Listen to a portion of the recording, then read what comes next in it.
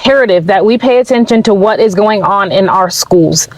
I got a permission slip recently from my daughter's school, and we live in a fairly conservative area next to Akron, Ohio. The permission slip was for her to attend health class. Mind you, she is in 5th grade. It had the syllabus on there and a link to show you what material she will be learning. I did some research, and you will be astounded, oh my gosh, blown away by what they are trying to teach my 5th grader. Watch this video. It is absolutely disgusting. Yes, yes, come on, yes, oh yes. Aha! What are you doing there? You've had an apple one day. You'll go blind. I'm coming! How many times is too many to masturbate in one day? Hashtag Ask-A-Maze! There's no limit on the number of times a person can masturbate each day. I have another question. Sometimes my penis stands up in the air, and it feels good when I touch it. When your penis stands up, it's called an erection.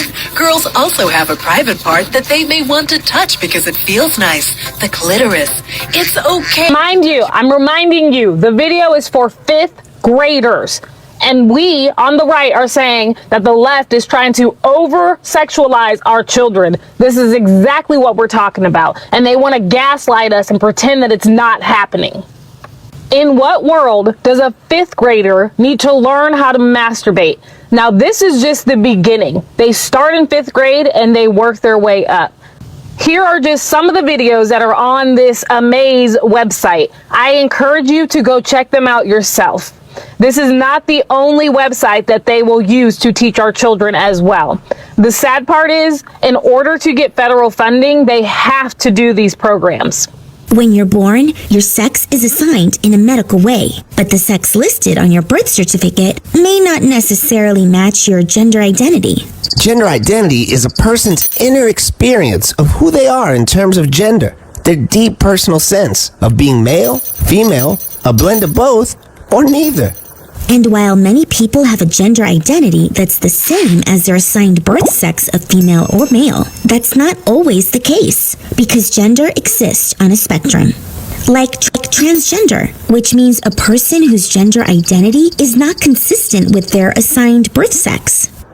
Non-binary, which means a person whose identity doesn't fall in the category of either male or female. And genderqueer or gender fluid, which means a person who does not identify themselves as having a specific gender at all. Does gender identity have to do with being straight or gay? Actually, no. Gender identity has to do with the way you feel about yourself, while sexual orientation is based on the way you feel toward others, the people. Luckily, in Ohio, you can opt out. I don't know about other states. You'll have to dig into that further. I found on Ohio Protects Children a opt-out form. I'm going to show it right here for you. So this form I sent to my principal and assistant principal. They got back to me and said that my daughter will not be attending any health classes whatsoever. Now, mind you, I'll have to do this every single year, every single grade, but I don't mind. The only thing that sucks is I know that other students are going to attend this class, and maybe my daughter will ask them, well, what was the class about? So inevitably, I can't keep her from this because of the public school system. And this reason alone is why I am running for school board in Ohio this upcoming election. Parents, please, please pay attention to what is going on in our schools. If we are not aware, this will continue. Also, don't forget to share this with a friend. A lot of parents really don't know what's going on, and I don't blame you for that whatsoever, but after watching this video, you have to get informed. Thank you so much for watching. Stay informed.